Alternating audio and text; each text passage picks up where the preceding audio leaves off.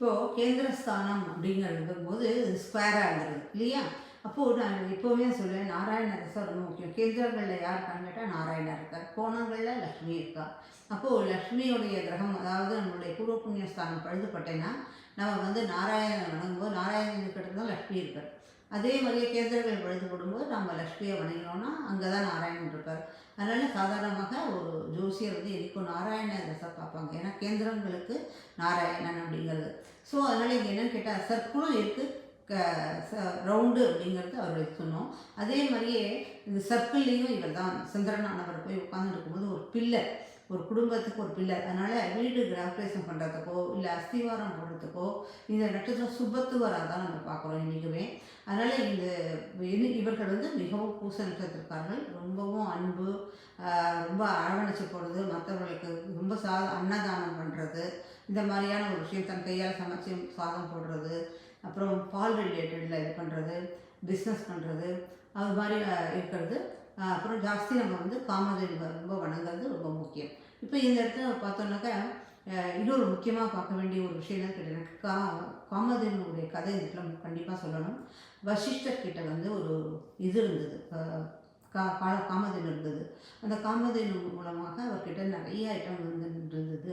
அப்போது ஒரு ராஜா வந்து தன்னுடைய 100 சகோதரர்களோட வந்து பார்க்கும்போது இந்த காமதேனு கிட்ட இருக்கிற சக்தியை பார்க்கும்போது தனக்கு இந்த பொருள் வேணும் அப்படின்னு ரொம்ப ஆசைப்பட்டு தன்னை காமதேனு எடுத்துக்கணும் அப்படின்னு சொல்லிட்டு முதல்ல தன்னுடைய 100 பிரதர்ஸ் அனுப்புகிறார். காமதேனுவே சண்டை போட்டு அவளை திருப்பி அனுப்பிச்சி விட்டுறது. அதுக்கப்புறம் காமதேனு வந்து வசிஷ்டர்கிட்ட சொல்கிறது மாதிரி, இந்த மாதிரி ஒரு ராஜா வந்து என்னை சண்டை போட்டு தோக்கடிச்சு போயிட்டா, அவர் வந்து எப்படியாவது என்னை வந்து தன்கிட்ட எடுத்து போகணும்னு பார்க்குறாரு அப்படின்னும் போது திருப்பி வசிஷ்டர் வந்து அந்த ராஜாவை சண்டை போட்டு அவரை வதம் பண்ணலை, அவருடைய 100 தம்பியையும் வதம் பண்ணிடுறார். வசிஷ்டரை மட்டும் இந்த ராஜாவை மட்டும் திருப்பி அனுப்பிச்சி விட்றார்.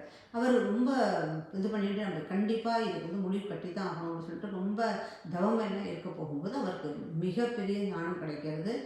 வந்து அதுவும் எவ்வளோ பெரிய ஒரு உண்மைக்கு எதிராக நம்ம இது பண்ணுறோம் அப்படின்னு சொல்லிட்டு அவர் அவ்வளவு படிப்பு பெற்று ரொம்ப தெளிவு அடைஞ்சு அவர் வந்து நம்ம இவ்வளோ ஒரு சக்தி வாய்ந்த ஒரு பொருள், அடுத்தவர்கள் பொருள் நம்ம எடுக்க ட்ரை பண்ணினோமே அப்படின்னு சொல்லிட்டு திருப்பி ஒரு சிஷ்யர்கிட்டே வரும்போது அவர் வந்து அவருக்கு ஆசீர்வாதம் பண்ணி விஸ்வாமித்திரர், விஸ்வம் அப்படின்னாக்கா உலகத்துக்கெல்லாம் மித்திரர் அப்படின்னு சொல்லிட்டு ஒரு இது பண்ணினேன், ஆசீர்வாதம் பண்ணுறாரு. இதுக்கு உதாரணம் என்னதுன்னு கேட்டாக்கா, எப்போவுமே நம்ம ராஜாக்கள் எல்லாம், நம்ம பழைய காலத்துலேயும் சரி இப்போவும் சரி, ராஜாக்கள் எல்லாம் ஒரு குருவை கிட்ட வந்து தன்னுடைய இதை கேட்காம, அட்வைஸ் கேட்காம எந்த காரியமும் பண்ணது கிடையாது. எப்படி ராமருக்கு வந்து ஸ்ரீலங்கை போகிறதுக்கு முன்னாடி இதில் தேவிப்பட்டினத்தில் வந்து